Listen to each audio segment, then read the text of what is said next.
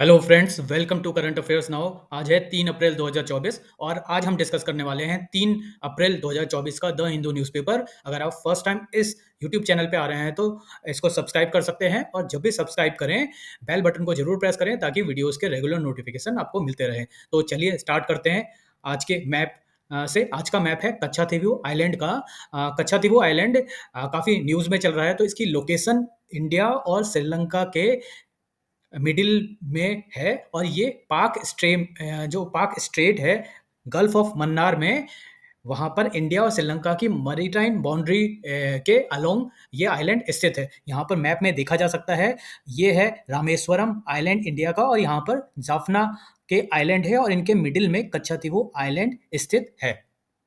तो पाक बे में इंडिया और श्रीलंका की बाउंड्री का पार्ट माना जा सकता है कच्छातीवू आइलैंड को। तो इससे रिलेटेड एक न्यूज़ आर्टिकल है जिसमें इस आइलैंड से रिलेटेड कंट्रोवर्सी और ये जो पूरा डिस्प्यूट है इसके बारे में हम जानेंगे और इसकी पूरी हिस्टोरिकल बैकग्राउंड से लेकर अभी तक का जो कंट्रोवर्सी हुई है और ये इससे रिलेटेड क्या ट्रीटी और एग्रीमेंट इंडिया और श्रीलंका के भी साइन किया गया है उसको हम देखेंगे। तो recently prime minister Narendra Modi के द्वारा जो एक कंट्रोवर्शियल मैटर जो कच्छातीवू आयरन से रिलेटेड है, ये लोकसभा इलेक्शन से पहले उठाया गया और ये एक इलेक्शन मुद्दा हमेशा से तमिलनाडु की पॉलिटिक्स के लिए रहा ही है। और जब भी इलेक्शन आता है, या तो लोकसभा इलेक्शन हो या तमिलनाडु या साउथ इंडिया में स्टेट के असेंबली इलेक्शन हो, तो ये मुद्दा काफ़ी प्रोमिनेंट रहता है इलेक्शन को लेकर।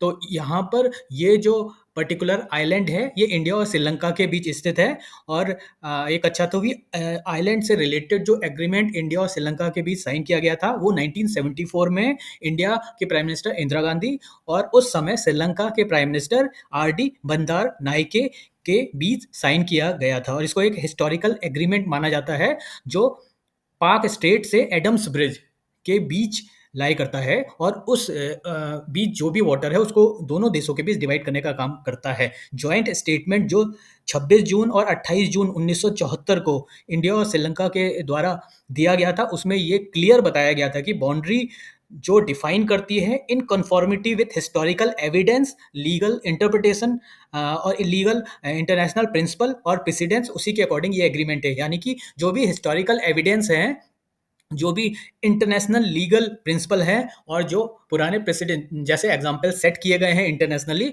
उन सबों को फॉलो करते हुए 1974 का एग्रीमेंट इंडिया और श्रीलंका के बीच साइन किया गया है।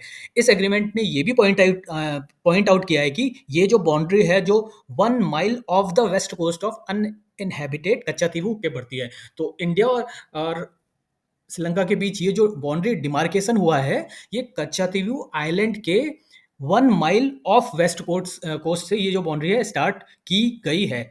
अब ये बाउंड्री किस तरह से होगी हम मैप में देख लेते हैं। ये है कच्छातीवू आइलैंड, तो इसके वेस्टर्न कोस्ट से 1 माइल यहाँ से ये जो बाउंड्री है वो स्टार्ट की गई है और इस बाउंड्री के ईस्टर्न साइड का जो पार्ट है वो श्रीलंकन वाटर माना जाता है और इस बाउंड्री के वेस्टर्न साइड का जो पार्ट है वो इंडियन वाटर माना जाता है। इस एग्रीमेंट में ये भी कहा गया है कि दोनों साइड के जो फिशरमैन हैं वो एक दूसरी कंट्री के टेरिटोरियल वाटर और एक्सक्लूसिव इकोनॉमिक जोन में एंटर करके फिशिंग की एक्टिविटी नहीं करेंगे। तो ये जो मुद्दा है, ये जो एग्रीमेंट है, ये इन सारी चीज़ों को पॉइंट आउट करता है। ये जो पैक्ट है ये 1921 में जो कच्छातीवू आइलैंड से रिलेटेड टॉक या डायलॉग किए गए थे श्रीलंकन अथॉरिटीज और इंडियन अथॉरिटीज जो भी 1921 में थी, उस पर्टिकुलर डायलॉग को आगे ले जाकर ही इस 1974 के एग्रीमेंट को कंक्लूड किया गया है। The pact brought to a close talk held between two sides since October 1921 और इनिशियली जो निगोशिएशन थे वो उस समय मद्रास स्टेट और साइलोन, जो श्रीलंका का पुराना नाम है, साइलोन की जो 1921 में गवर्नमेंट थी उनके बीच हुए थे और 1971 के बाद 1921 के बाद 1974 में ये जो पैक्ट है उसी बात को आगे ले जाकर फाइनल कंक्लूड किया गया।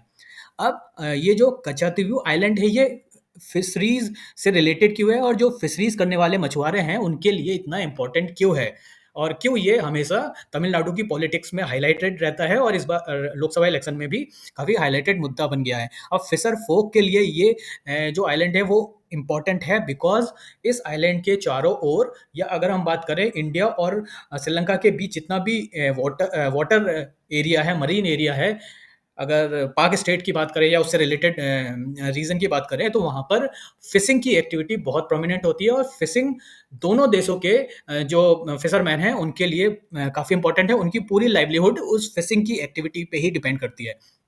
तो जो फिशर फोक हैं, मछुआरे हैं दोनों कंट्री के, वो ट्रेडिशनली इस आइलैंड का यूज़ फिशिंग के लिए किया करते थे। हालाँकि 1974 में ये माना गया है कि दोनों साइड के लोग जो हैं वो फिशिंग कर सकते हैं, लेकिन एक दूसरे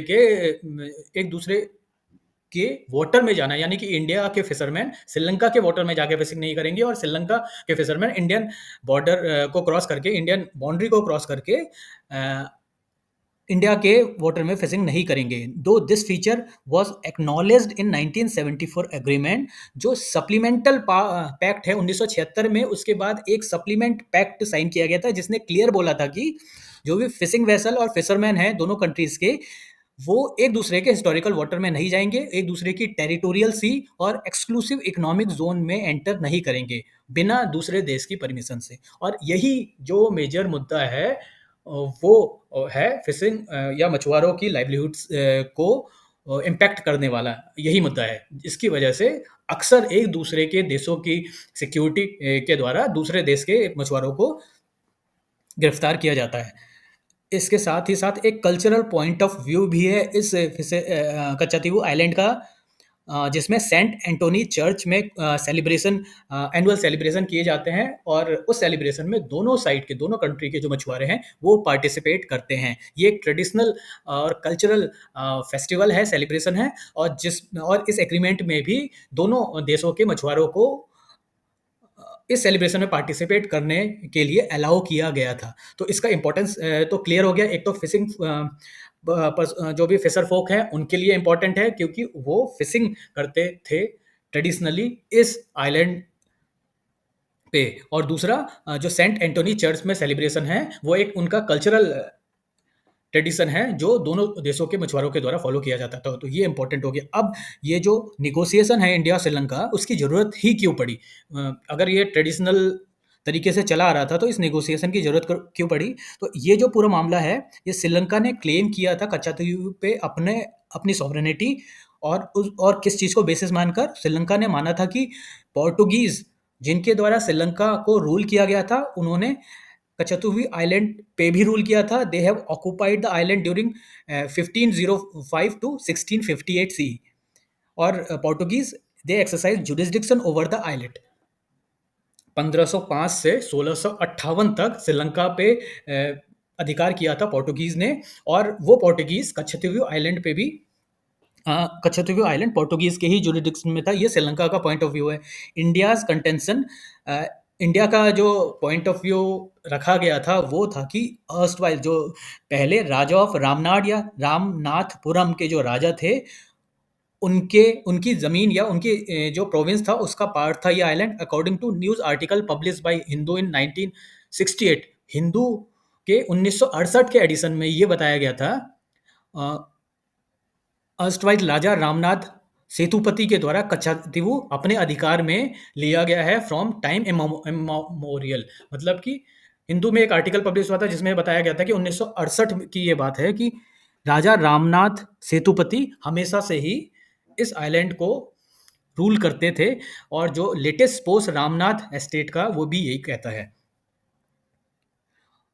He added that Zameen has been collecting tax till 1947 when it was taken over by state government following the Zamindari Abolition Act। यानी कि 1947 से पहले जो राजा रामनाथपुरम के थे वो पूरी तरीके से जुरिस्डिक्शन रखते थे कच्छातीवू आइलैंड का, और 1947 के बाद जब जमींदारी एबोलिशन एक्ट आया उसके बाद ये स्टेट गवर्नमेंट के जुरिस्डिक्शन में आ गया। तो इंडिया का क्लेम ये है अपना पुराने हिस्टोरिकल एविडेंस, और श्रीलंका के एविडेंस है पोर्टुगीज टाइम के। हाउएवर लोकसभा में 1974 में उस समय के एक्सटर्नल अफेयर्स मिनिस्टर स्वर्ण सिंह ने ये माना था कि जो भी exhaustive research of historical and other records किए गए हैं उनके बेसिस पे ही ये एग्रीमेंट साइन किया गया। तो गवर्नमेंट ऑफ इंडिया का ये मानना था कि ये श्रीलंका के जुरिसडिक्शन में पड़ता है और उसके बाद ही 1974 एग्रीमेंट श्रीलंका के साथ साइन किया गया। अब जो रिसेंट टाइम में डिमांड आ रही है कच्छातुवी आइलैंड के ओरिजिन को लेकर, वो 1974 में ही स्टार्ट हो गई थी during debate of both houses of parliament. ज़्यादातर जो तमिलनाडु की स्टेट पार्टी थी डीएमके, एआईडीएमके और इंडिया के बाकी पार्टीज के द्वारा भी इस मुद्दे को लेकर काफ़ी अपोज किया गया। अब ये जो डायलॉग है ये फ्रेश शुरू हुआ था 1971 में, जब चीफ मिनिस्टर तमिलनाडु की चीफ मिनिस्टर जयललिता के द्वारा कच्छातुवी आइलैंड को वापस लेने के लिए एक ये जो एक एक्टिविटी है वो स्टार्ट की गई थी। और अगर हम इन सारी चीज़ों को देखें तो गवर्नमेंट ऑफ इंडिया का ऑफिशियल स्टैंड क्या था इस पे? गवर्नमेंट ऑफ इंडिया का ऑफिशियल स्टैंड 2022 तक ये था कि कच्छातुवु आइलैंड श्रीलंका का पार्ट है और ये इंडिया के द्वारा क्लेम नहीं किया जा सकता। अगस्त 2003 में यूनियन गवर्नमेंट ने सुप्रीम कोर्ट में ये बोला था कि, और ये जो क्वेश्चन सुप्रीम कोर्ट में रेज किया गया था कि question of retrieval of Katchatheevu from Sri Lanka, तो गवर्नमेंट की तरफ से ये स्टैंड लिया गया था कि कच्छातुवु को रिट्रीवल की कोई बात ही अराइज नहीं होती, as no territory belonging to India was ceded to Sri. तो गवर्नमेंट का ये मानना था कि कोई ऐसी टेरिटरी इंडिया की श्रीलंका को दी ही नहीं गई जो इंडिया की थी, तो इसलिए कच्छातुवु आइलैंड को इंडिया क्लेम नहीं कर सकता। ये ऑफिशियल स्टैंड था इंडिया का 2013 में। उसके बाद it contented that islet was a matter of dispute between British India and Sri Lanka, and there was no agreed boundary, a matter of which was settled through 1974 and 1976 agreement। और 2022 में जो अभी की government है उसके द्वारा भी ये माना गया था कि जो एग्रीमेंट साइन किया गया है ये एग्रीमेंट इसी बात को बेसिस मानता है कि कच्छातुवु आइलैंड श्रीलंका की साइड में ही पड़ता है और इसके क्लेम करने की कोई बात ही अराइज नहीं होती, और ऑलरेडी ये मैटर सुप्रीम कोर्ट में सुना जा रहा है। तो 2022 तक गवर्नमेंट का जो पार्लियामेंट में रिप्लाई है उसमें गवर्नमेंट का ऑफिशियल स्टैंड क्लियर था कि कच्छातुवु आइलैंड श्रीलंका का पार्ट है। तो ये पूरी जो कंट्रोवर्सी है इससे रिलेटेड, कच्छातुवु आइलैंड से रिलेटेड है, जिसमें गवर्नमेंट का 2022 तक का स्टैंड बिल्कुल क्लियर था कि Katchatheevu island is a Sri Lankan part of Sri Lanka. और ये जो पूरी कंट्रोवर्सी है ये इलेक्शन टाइम में ही ज़्यादा निकल के सामने आती है। हालांकि एग्जाम के लिए इंपॉर्टेंट है, ये जो एग्रीमेंट है ये कब हुआ था? 1974 में। उस समय इंडिया के प्राइम मिनिस्टर थे इंदिरा गांधी और श्रीलंका के प्राइम मिनिस्टर थे BR Bandaranaike. Historical point of view क्या है? श्रीलंका में पोर्टुगीज के द्वारा ये आइलैंड अपनी जुरिस्डिक्शन में माना जाता था, और इंडिया का साक्ष्य है कि राजा ऑफ रामनाथपुरम के द्वारा ये टाइम इमेमोरियल से हमेशा से रूल किया जाता था। और एबोलिशन, जमींदारी एबोलिशन एक्ट के बाद ये जो आइलैंड स्टेट गवर्नमेंट के अधिकार में आ गया। अब देखते हैं next news. ED can summon anyone for any information, ऐसा सुप्रीम कोर्ट का कहना है।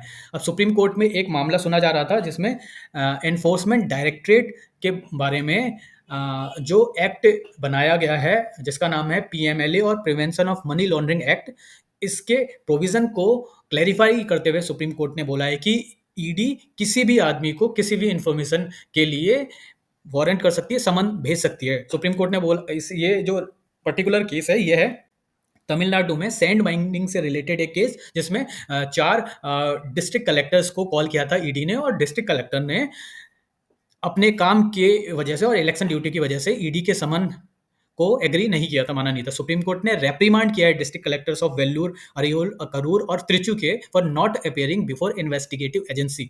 तो यहाँ पर ये जो पूरा मुद्दा है ये है section 50 sub section 2 of money laundering act का। अब section 50 sub section 2 of PMLA क्या कहता है, उसको इंटरप्रेट करते हुए सुप्रीम कोर्ट ने बोला है कि it empowered ED to summon anyone. इस सेक्शन से पावर लेके ईडी किसी भी पर्सन को कॉल कर सकती है और फॉर एनी इन्फॉर्मेशन, किसी भी इन्फॉर्मेशन के लिए। और अगर ईडी को ये जो इन्फॉर्मेशन है एज ए एविडेंस के लिए चाहिए तो कोई भी मना नहीं कर सकता। इसके साथ ही PMLA एम्पावर्ड करता है ईडी को to summon any person whose attendance was considered necessary for giving evidence और production of record in course of any information और प्रोसीडिंग्स अंडर द स्टैच्यू। तो बहुत ही क्लियर इस एक्ट के अकॉर्डिंग है। इस एक्ट के बारे में भी काफ़ी कंट्रोवर्सी है क्योंकि ये ईडी को काफ़ी ज़्यादा पावर प्रोवाइड करती है। इसके बाद सेक्शन 50 सब सेक्शन 3 के बारे में ये मैंडेट किया गया है कि कोई भी इंडिविजुअल जिसको समन किया गया है वो बाउंड है टू अटेंड इन पर्सन और through authorise agent and would be required to make truthful statement and produce required document.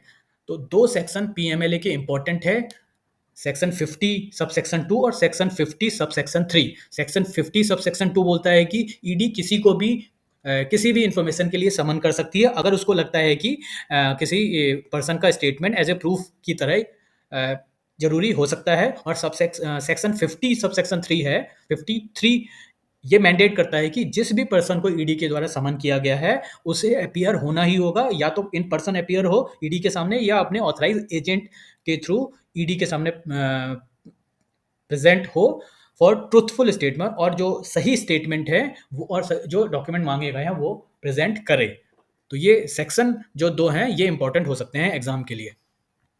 ED को लेकर दूसरा केस सुप्रीम कोर्ट में था जिसमें आम आदमी पार्टी के जो सांसद है संजय सिंह, उनको बेल दी है सुप्रीम कोर्ट ने। अब ये जो पर्टिकुलर बेल है ये भी prevention of money laundering act के एक सेक्शन 45 से रिलेटेड है। अब सेक्शन 45 ये न्यूज में है तो ये भी इंपॉर्टेंट हो सकता है एग्जाम के लिए, section 45 of prevention of money laundering act. तो हम इस सेक्शन को देख लेते हैं, ये क्या सेक्शन है, ये क्या बात बताता है। Section 45 of prevention of money laundering act ये बताता है कि वो कंडीशंस जो पीएमएलए के अंदर चार्ज्ड किसी पर्सन की बेल के लिए जरूरी हैं। It speaks about the conditions set for bail and states that no accused person shall be granted bail unless, किसी भी पर्सन को बेल नहीं दी जा सकती जब तक कि court is satisfied that there are reasonable grounds for believing that he is not guilty of such offence and he is not likely to commit any offence while on bail. तो जब तक कि कोर्ट को ये satisfy नहीं कर लेता है कि जिस व्यक्ति को बेल दी जा रही है वो किसी भी तरीके से और जो ऑफेंस है वो कर सकता है, या फिर कोर्ट को ये बिलीव हो जाए कि वो पर्सन गिल्टी नहीं है और वो किसी भी तरह का कोई फर्दर ऑफेंस नहीं कर सकता जब वो बेल पे हो। तो ये जो प्रोविजन है सेक्शन 45 ये पीएमएलए से रिलेटेड है और बेल से रिलेटेड है, ऐसा भी एग्जाम में पूछा जा सकता है।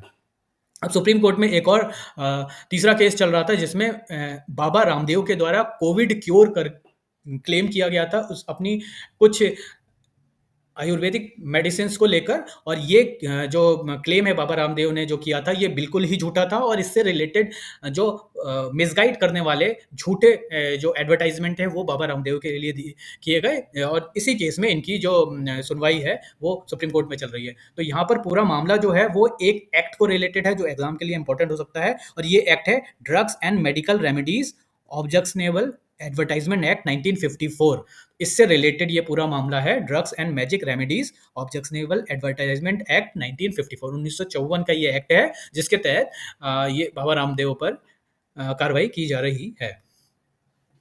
नेक्स्ट न्यूज़ है इंडिया और यूएसए के रिलेशंस को लेकर। पिछले कुछ दिनों में कुछ इंडिया में जो डेवलपमेंट हुए हैं और यूएसए की जो प्रतिक्रिया आई है उससे रिलेटेड उसको लेकर इस आर्टिकल में बताया गया है कि कुछ इंडिया और यूएसए के रिलेशंस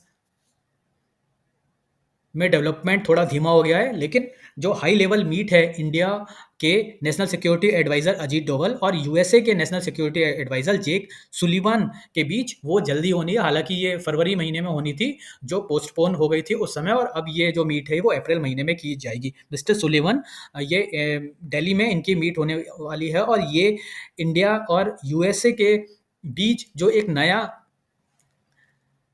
एक्टिविटीज स्टार्ट की गई, जो national security advisor Ajit Doval ने लास्ट ईयर वॉशिंगटन में विजिट की थी, और वहाँ पर एक नया जो एक्टिविटी है initiative on critical and emerging technologies का जो एग्रीमेंट है वो साइन किया गया था। आईसीईटी भी इसको बोलते हैं, initiative on critical and emerging technologies. उससे रिलेटेड जो प्रोविजन है वो डिस्कस किए जाएंगे।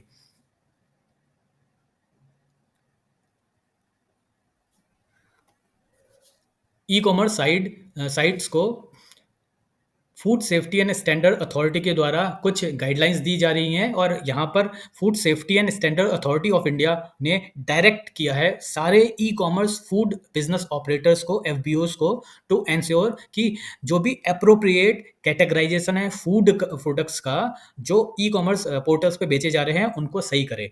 अभी काफ़ी ई-कॉमर्स वेबसाइट्स, ई-कॉमर्स पोर्टल्स के द्वारा फूड प्रोडक्ट बेचे जा रहे हैं और उनके जो कैटेगरीज़ हैं, वो काफ़ी गलत कैटेगरीज़ हैं। उनको गलत कैटेगरीज़ में दिखा के कस्टमर को ल्यूर करने के लिए दूसरे-दूसरे नाम से ये प्रोडक्ट बेचे जा रहे हैं। तो इसी से रिलेटेड जो गाइडलाइंस है food safety and standard authority of India के द्वारा ई-कॉमर्स पोर्टल्स को दी गई और ये एक रिटन जो कम्युनिकेशन है ये अथॉरिटी ने किया है और ये बताया कि जो भी लाइसेंस प्रोप्राइटरी फूड हैं, जिनमें डेयरी प्रोडक्ट हैं, सीरियल बेस्ड प्रोडक्ट हैं, माल्ट बेस्ड बेवरेजेज़ हैं, जो मिक्स बेवरेजेज़ हैं, जो ई-कॉमर्स वेबसाइट्स पर बेची जा रही हैं, उनकी कैटेगरी प्रॉपर करे, सही की जाए। अभी जो कुछ बेवरेजेस की कैटेगरी हेल्थ ड्रिंक या एनर्जी ड्रिंक के रूप में बताकर बेची जा रही है।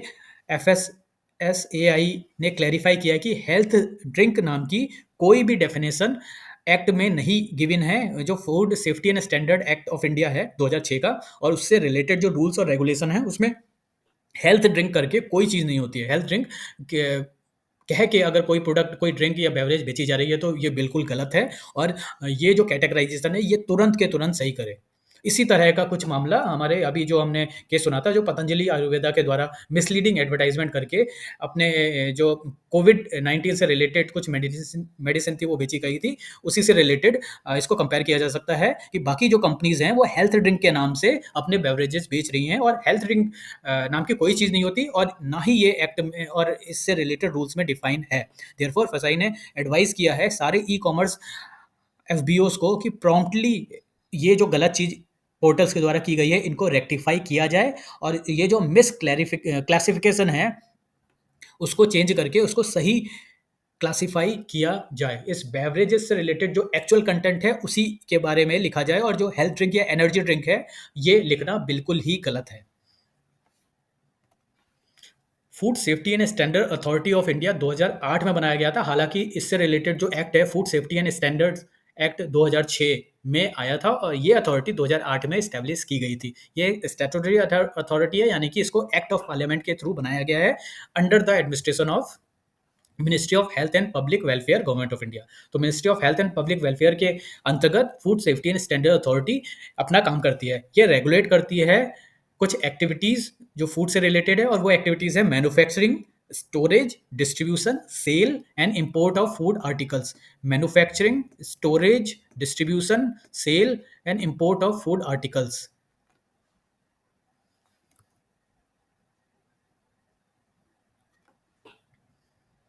और इंश्योर करती है कि फूड जो मैन्युफैक्चर किया जा रहा है, स्टोर किया जा रहा है, डिस्ट्रीब्यूट किया जा रहा है, सेल किया जा रहा है और इवन इंपोर्ट किया जा रहा है, वो food safety point of view से सेफ फूड हो।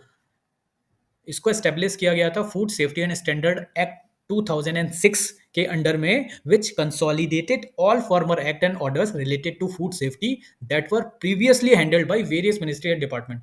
तो फूड सेफ्टी का जो मेन गोल था वो अलग अलग डिपार्टमेंट और अलग अलग रूल्स और रेगुलेशंस के थ्रू इससे पहले देखा जा रहा था। उन सारे एक्ट और ऑर्डर को कंसोलिडेट करते हुए food safety and standard act 2006 लाया गया जिसके तहत एक सिंगल बॉडी बनाई गई जो food safety and standard authority of India के नाम से 2008 में बनी और यही फूड सेफ्टी से रिलेटेड जो सारी एक्टिविटीज़ है वो रेगुलेट करती है और उनको सुपरवाइज करती है। इसका हेडक्वार्टर न्यू दिल्ली में है और इसके 4 रीजनल ऑफिसेज हैं दिल्ली, मुंबई, कलकत्ता और चेन्नई में। दिल्ली में एक हेडक्वार्टर तो है ही और रीजनल ऑफिसेज हैं 4 दिल्ली, मुंबई, कोलकाता और चेन्नई। इसके अलावा 12 रेफरल लेबोरेटरीज हैं जो FSSAI के द्वारा नोटिफाई की गई हैं और 72 स्टेट और यूटी में लेबोरेटरी हैं through out India. 112 laboratories NABL के द्वारा एक्रेडिटेड हैं, मतलब कि लाइसेंस्ड हैं जो फूड टेस्टिंग कर सकती हैं। ये जो अथॉरिटी है इसको हेड किया जाता है बाय नॉन एग्जीक्यूटिव चेयरमैन जो सेंट्रल गवर्नमेंट के द्वारा अपॉइंट किए जाते हैं और secretary to government of India के रैंक के ऑफिसर होते हैं। अभी के टाइम में जो चेयरपर्सन है FSSAI के वो हैं सुधांश पंत और इसके करंट चीफ एग्जीक्यूटिव ऑफिसर हैं Ganji Kamala V Rao. India risking demographic dividend. World bank के द्वारा एक रिपोर्ट इशू की गई है जिसमें सन 2000 से 2022 तक के इंडिया के एम्प्लॉयमेंट रेशियो और डेमोग्राफिक डिविडेंड से रिलेटेड जो आंकड़े हैं वो प्रेजेंट किए गए हैं। डेमोग्राफिक डिविडेंड क्या होता है? डेमोग्राफिक डिविडेंड मतलब जो किसी भी देश देश की डेमोग्राफी है उसका कितना फायदा उस कंट्री को मिल सकता है। डिविडेंड एक तरह से प्रॉफिट है या फायदा है जो डेमोग्राफी के चेंज होने से कोई कंट्री उठा सकती है। इंडिया में जो डेमोग्राफी है वो मेजरली यूथ पॉपुलेशन है और ऐसा माना जा रहा था कि इंडिया की डेमोग्राफी काफ़ी प्रोडक्टिव है for development of any nation. तो इंडिया के डेवलपमेंट के अच्छे प्रोस्पेक्ट हैं, लेकिन इस रिपोर्ट के द्वारा ये बताया गया है कि पिछले 22 साल में 2000 से 2022 तक इंडिया की जो डेमोग्राफी का यूज़ किया गया वो एक तरह से India is risking it's demographic dividend. India की एम्प्लॉयमेंट रेशियो वो गिरे हैं more than other south Asian Nations. तो बाकी जो साउथ एशिया में जो देश हैं उनके एम्प्लॉयमेंट रेशियो से काफ़ी कम है इंडिया के एम्प्लॉयमेंट रेशियो। और साउथ एशियन नेशन में केवल नेपाल ऐसा है जो इंडिया के नीचे है। बाकी सारे जो साउथ एशियन नेशन है उनका एम्प्लॉयमेंट व्यवस्था उन देशों में इंडिया से बेटर है। इंडिया की रोबस्ट इकोनॉमिक एक्सपेंशन हुआ है, लेकिन जो रीजन का आउटपुट ग्रोथ है वो इमर्जिंग मार्केट से ज़्यादा है। लेकिन इस एम्प्लॉयमेंट रेशियो के डाउन जाने की वजह से एक तरह से रिस्क माना जा रहा है कि इंडिया के द्वारा जो डेमोग्राफिक डिविडेंड है वो प्रॉपरली यूज़ नहीं किया जा रहा। तो ये as a warning World Bank की है। वर्ल्ड बैंक ने साउथ एशियन रीजन में पढ़ने वाली सारी कंट्रीज को ये वार्न किया है कि ये country not making use of its demographic dividend age, क्योंकि जो जॉब क्रिएशन है इन देशों में वो काफ़ी कम हुआ है। ये जो रिपोर्ट है ये जो आंकड़ा है साउथ एशिया के जर्नल जॉब्स फॉर रेजिलियंस में पब्लिश किया गया है। इंडिया का employment growth was well below the average growth in its working age population for 2000 and 2023। तो सन 2000 से 2023 तक के पीरियड में जो वर्किंग एज पॉपुलेशन है उसमें एम्प्लॉयमेंट की कंडीशन काफ़ी कम हुई है। Still, region could have 16% higher output growth if share of its working age population that was employed on par with EMDE countries। जो emerging developing countries हैं उनके बराबर अगर जो जॉब सिक्योरिटी है वो बढ़ाई जाए, वर्किंग एक पॉपुलेशन को ज़्यादा जॉब प्रोवाइड की जाए, तो ये जो रिस्क है वो कम किया जा सकता है। जो वीक एम्प्लॉयमेंट का ट्रेंड है पूरे साउथ एशिया के रीजन में वो मेनली नॉन एग्रीकल्चर सेक्टर में कॉन्सेंट्रेटेड है। वर्ल्ड बैंक की रिपोर्ट ये बताती है कि जो चैलेंजेस है इंस्टीट्यूशनल और इकोनॉमिक क्लाइमेट के, उसकी वजह से भी जो बिजनेस ग्रोथ है वो हैम्पर हुआ है। अब इसको कैसे सही किया जा सकता है? तो जॉब ग्रोथ को बढ़ाने के लिए वर्ल्ड बैंक ने रिकमेंड किया है कि जो वुमेन पार्टिसिपेशन है इकोनॉमी में वो बढ़ाने की ज़रूरत है। इसके साथ ही ट्रेड को ज़्यादा ओपन बनाया जाना चाहिए और जो एजुकेशन है उसमें इन्वेस्टमेंट सरकारों के द्वारा साउथ एशिया की कंट्री की गवर्नमेंट्स के द्वारा एजुकेशन में इन्वेस्टमेंट भी बढ़ाया जाना चाहिए। तो women participation in economy, increasing trade openness और एजुकेशन सेक्टर में इन्वेस्टमेंट बढ़ाने की जरूरत है। ये वर्ल्ड बैंक ने कुछ सजेशन दिए हैं। अब नेक्स्ट न्यूज़ देख लेते हैं। नेक्स्ट न्यूज़ एक छोटी सी न्यूज़ है। सीनेगल के नए प्रेसिडेंट का इलेक्शन हुआ है, उसमें नए प्रेसिडेंट बने हैं बसीरियो डियोमाय फाई। ये सीनेगल के नए प्रेसिडेंट बने हैं। अब सीनेगल कंट्री का हम मैप देख लेते हैं। वेस्ट अफ्रीकन कंट्री है सीनेगल और यहाँ पर इसको बड़े रूप में दिखाया गया है। सीनेगल वेस्ट अफ्रीका में स्थित एक कंट्री है और सीनेगल कंट्री की जो नेबरिंग कंट्रीज हैं वो हैं मॉरिटानिया, माली, गुनिया बिसाऊ और गाम्बिया। 4 कंट्री इसके नॉर्थ ईस्ट और साउथ साइड में स्थित हैं। मॉरिटानिया, माली, गुनिया बिसाऊ और सीनेगल एक कंट्री को पूरी तरीके से एनक्लोज किए हुए है। केवल वेस्टर्न साइड का मैरीटाइम बॉर्डर एक पार्ट छूटा हुआ है, बाकी इनक्लोज्ड कंट्री है गाम्बिया जिसको सीनेगल ने ये इनक्लोज किया हुआ है। सीनेगल कंट्री का नाम सीनेगल इसकी एक रिवर की वजह से पड़ा जो इसका नॉर्थ और ईस्टर्न साइड बनाती है। ये जो रिवर फ्लो कर रही है इसको सीनेगल रिवर कहा जाता है और इसी के नाम पर सीनेगल कंट्री का नाम पड़ा। सीनेगल की कैपिटल है डकार। तो जब भी कोई लोकेशन देखी जाती है किसी कंट्री की तो उसमें उसके बॉर्डर से टच करती हुई कंट्रीज़ जो हैं वो इम्पोर्टेंट होती है और इसके अलावा अगर मैरीटाइम बॉर्डर किसी पर्टिकुलर ओशियन या सी से कंट्री बना रही है तो वो भी इम्पोर्टेंट होती है। इस केस में सीनेगल के केस में वेस्टर्न साइड जो है वो अटलांटिक ओशियन से बाउंड्री बनाता है। तो अटलांटिक ओशियन से वेस्टर्न साइड का बाउंड्री है, नॉर्थ में मैरिटानिया है, ईस्ट में माली है और साउथ में गुनिया और गुनिया बिसाओ कंट्री स्थित है। और एक कंट्री को एनक्लोज किया है सीनेगल ने, गाम्बिया। तो ये थे आज के न्यूज़ आर्टिकल्स। आई होप कि आपको पसंद आया होगा और अगर आपको पसंद आया है तो वीडियो को लाइक करें, शेयर करें, सब्सक्राइब करें और कमेंट भी करें। Thank you.